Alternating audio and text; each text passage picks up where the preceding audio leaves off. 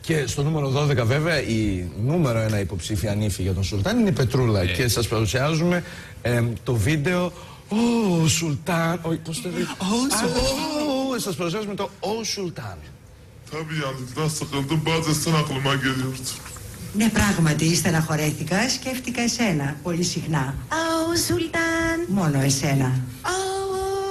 Αλλά περισσότερο εσύ. Ω Σουλτάν. Για χαρά, Σουλτάν. Ω Σουλτάν, ω Σουλτάν.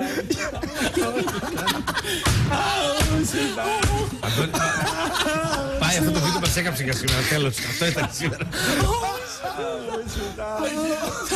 Θα λέει ο Σουλτάν πίσω στην Τουρκία χωρίς να την ακουμπήσω πολλαπλούς οργασμούς είχε αυτή ξανά. Πετρούλα, Μπορούν να το λένε και οι Υπουργοί Εξωτερικών Ελλάδας Τουρκίας όταν θα συναντηθούν. Γιώργο. Όταν γίνει Ερντογάν. Ο Ερντογάν. ο Σουλτάν. Και μπορεί να το μιλάνε και στο κινητό. Λοιπόν, και ολοκληρώθηκε η σύνδεση βέβαια της Πετρούλας με το κεντρικό δελτίο ειδήσεων του Star Channel και οφείλουμε να ομολογήσουμε ότι στο επόμενο βίντεο, στο νούμερο 11, θα παρακολουθήσετε την πιο μοναδική αποφώνηση που έχει γίνει ποτέ σε ζωντανή σύνδεση σε κεντρικό δελτίο ειδήσεων. Δεν έχει ξαναγίνει αυτό. Φυλάκια ρουφιχτά. Ρουφιχτά φυλάκια. Καταλήξαμε ότι είναι το σύνθημα και το παρασύνθημα στο Star Channel. Λέει ένας φυλάκια ρουφιχτά φυλάκια. Και συνεννοούνται έτσι. Έτσι ξέρουν ότι πέφτει το κύκλωμα, κόβεται το link. Άλλοι λένε over and out. Αυτοί λένε φυλάκια ρουφιχτά φυλάκια. Ρίξτε, είπε ρουφιχτά φυλάκια.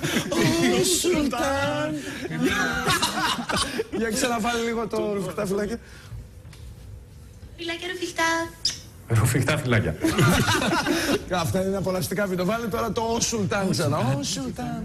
Tabii yani biraz sıkıldım bazen aklıma geliyordu. Ναι, πράγματι, στεναχωρέθηκα, σκέφτηκα εσένα πολύ συχνά. Ω Σουλτάν. Μόνο εσένα. Ω. Αλλά περισσότερο εσύ. Ω